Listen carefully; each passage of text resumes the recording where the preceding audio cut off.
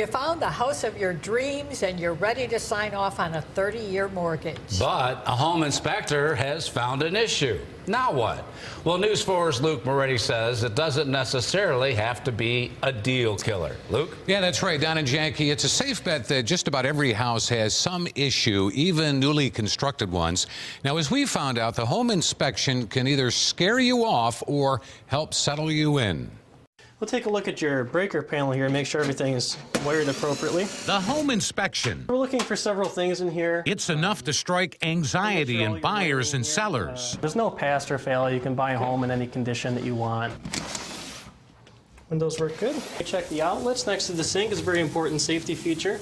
And while not required, getting a home inspection before you make the biggest purchase of your life is strongly advised. We just want to make sure that the house is safe.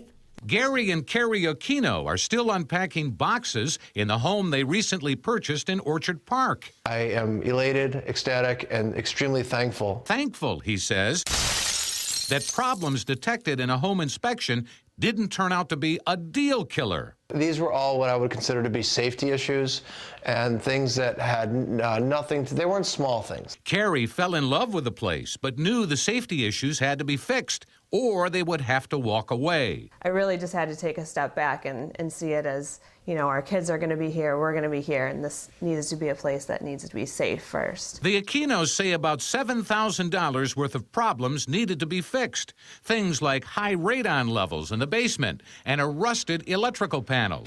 Home inspector Mark Kazuski did the inspection for the Aquinos.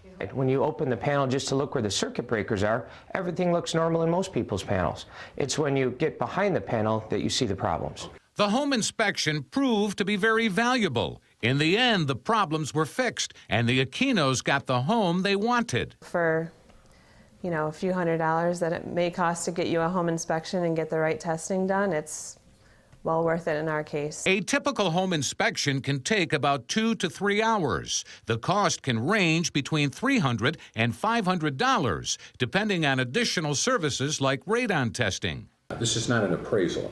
No appraisal. We do nothing involving the price of the home or if it's, you know, a good deal. Home inspector Robert Giuseppe encourages his clients to be there during the inspection and ask lots of questions. We can actually show you in person, hey, look at this. This is causing further issues for you. When you're purchasing a home for, you know, any amount of money, you really want to be there to know what you're getting into. The typical home inspection focuses on the condition and structure. Things like the exterior of the home, the building's foundation, roof coverings, flashing, and gutters. Inspectors look at the attic, basement, garage, and electrical components. It's a great educational tool as well as looking for issues with the house. Paul Nagalski has been in the business for 25 years. He's the past president of the National Association of Home Inspectors. He says inspectors are limited by what's accessible. We're running into situations with a lot of totally finished basements where you can't see the walls at all. Sometimes attics aren't accessible at all due to either shelving installations or sealed areas. Drew and Kaylee Gottler are thrilled with the home they purchased in East Amherst. It actually was a blessing in disguise. This home is perfect. But it was a tough road getting here. They were poised to buy a different home that had everything they were looking for.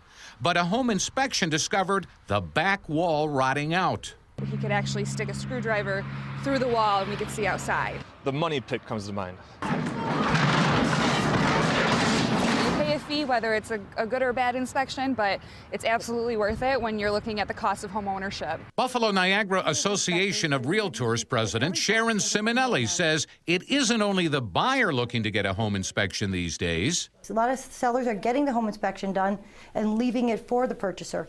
The purchaser still has the option to use their own home inspector, just because the sellers have done one.